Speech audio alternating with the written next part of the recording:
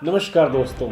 आज के इस बुलेटिन में हम चर्चा करेंगे देश के मशहूर अभिनेता शाहरुख खान के बेटे आर्यन खान के बारे में, जो कि 2 अक्टूबर से जेल में हैं नारकोटिक्स के मामले को लेकर के। आज उनकी जमानत पर मुंबई हाई कोर्ट में चर्चा थी। हम आपको बताएंगे कि दरअसल मुंबई हाई कोर्ट में हुआ क्या। यह जानना इसलिए भी जरूरी है कि क्या इस गिरफ्तारी के बाद आर्यन खान के पिता शाहरुख खान क्या किसी दबाव में हैं? क्या आर्यन खान किसी दबाव में हैं? आज जिस तरह से उनके वकील मुकुल रोहतगी कोर्ट में बोल रहे थे, उसके पीछे क्या है? यह सब चीजें जानना हम सबके लिए जरूरी है।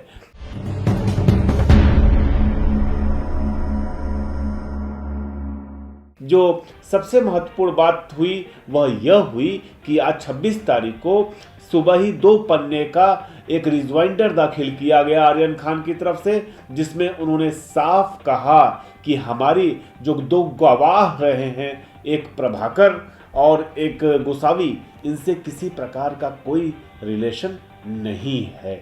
आपको याद हो कि प्रभाकर सूली नाम के गवाह ने साफ तौर पे कहा था कि जो एनसीबी के ज्वाइंट डायरेक्टर हैं समीर वानखेड़े, उन्होंने 25 करोड़ की रकम मांगी थी आर्यन खान को छोड़ने के बदले, और उन्होंने ये भी कहा था एफिडेविट के माध्यम से कि उसमें से कुछ पैसा दे भी दिया गया। आज आर्यन खान ने अपने रिजवाइंडर में साफ कहा कि मेरा कोई भी दूर दूर से प्रभाकर से या फिर गोविल से कोई मतलब नहीं है। मेरा किसी पॉलिटिकल पार्टी से या किसी पॉलिटिकल लीडर से भी कोई मतलब नहीं है। और वह उन्होंने साफ कहा कि मैं किसी भी एनसीबी के अधिकारी पर किसी प्रकार का कोई एलिगेशन नहीं लगा रहा हूं।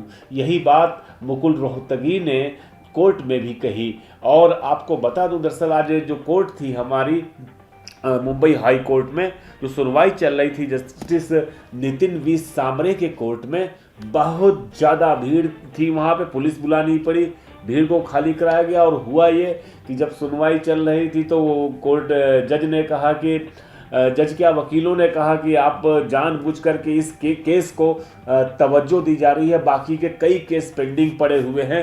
नतीजा ये निकला कि शाम को करीब 6:15 बजे जज ने ये बात का ऐलान किया कि हम कल 2:30 बजे इसकी सुनवाई फिर से करेंगे। मतलब ये कि आर्यन खान के मामले की सुनवाई फिर से होगी। कोर्ट में क्या हुआ हम आपको छोटा एकदम शॉर्ट में बताते हैं। जो आर्यन खान के वकील थे मुकुल रोहतगी, उन्होंने साफ तौर पे कहा कोर्ट में कि हमारे जो क्लाइंट हैं आर्यन खान, उनको क्रूज से नहीं अरेस्ट किया गया। उनको 2 तारीख को उनको क्रूज से नहीं अरेस्ट किया गया। क्रूज में पहुंचने से पहले ही उनको अरबाज मर्चेंट के साथ गिरफ्तार कर लिया गया। आर्यन खान की तरफ से मुकुल रोहतगी ने यह भी कहा, साफ तौर पे कहा कि हमारा जो जिनके उन्होंने साफ कहा कि आर्यन खान ने न तो किसी प्रकार का कोई ड्रग रखा था, न उसकी बिक्री की, न तो किसी को दिया, न तो किसी प्रकार के ड्रग ट्रैफिकिंग में शामिल थे। फिर भी उनके ऊपर तमाम एनडीपीएस की धाराएं लगा करके उन्हें जेल भेज दिया गया, जो सही नहीं है। उन्होंने यह भी कहा कि उनके किसी दोस्त ने अगर 5-6 ग्राम अपने जूते में रखा भी था तो इसके लिए आर्यन खान दोषी नहीं हो जाते हैं। एक बड़ी बात जो मुकुल रोहतगी द्वारा कही गई, उन्होंने ये कहा कोर्ट से कि ऐसे लोगों को जेल भेजने के बजाय रिहैबिलिटेशन सेंटर में भेजना चाहिए, जहां पर उनमें सुधार हो सके, क्योंकि ऐसा कोई भी काम नहीं किया गया जिससे उन्हें सजा मिले या उनकी गिरफ्तारी हो। मतलब ये साफ है कि कहीं ना कहीं से इसके लिए शाहरुख खान के वकील शाहरुख खान तैयार हैं कि उन्हें रिहैबिलिटेशन सेंटर में भेजा जाए। जैसा कि कई अखबारों ने लिखा भी है, कहा भी है कि शायद वो माफ़ीनामा प्रस्तुत कर सकते हैं आर्यन खान। फिलहाल ऐसा कुछ होता नहीं दिखाई देता है। मुझे लगता है कि अब अगर बेल रिजेक्ट होती है तब शायद ऐसा होगा।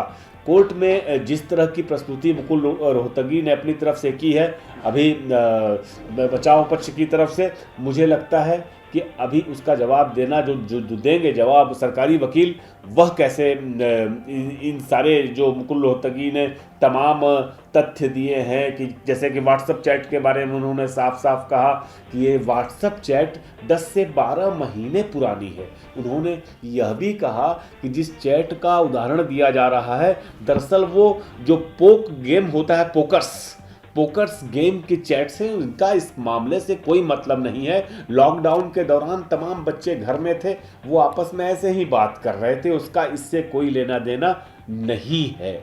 अब यह देखना है कि सरकारी वकील इन तमाम दलीलों का कैसे मुकाबला करते हैं। लेकिन एक बात साफ समझ में आ रही है, शाहरुख खान किसी भी किस्म के विवाद में नहीं पड़ना चाहते।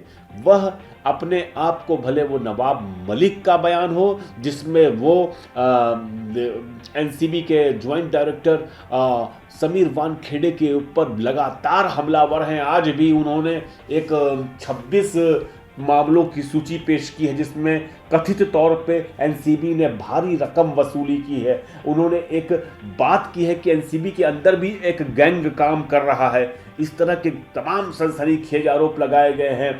समीर वानखेड़े फिलहाल दिल्ली में हैं, मुझे समझ में आता है कि आज शाम तक लौटेंगे, वह जवाब देंगे। लेकिन तमाम तरफ से समीर वानखेड़े मुंबई में भी घिरते जा रहे हैं। शाहरुख खान जानते हैं कि समीर पर जैसे जैसे शिकंजा मजबूत होगा, वैसे वैसे आर्यन खान के लिए भी मुश्किल बढ़ेगी।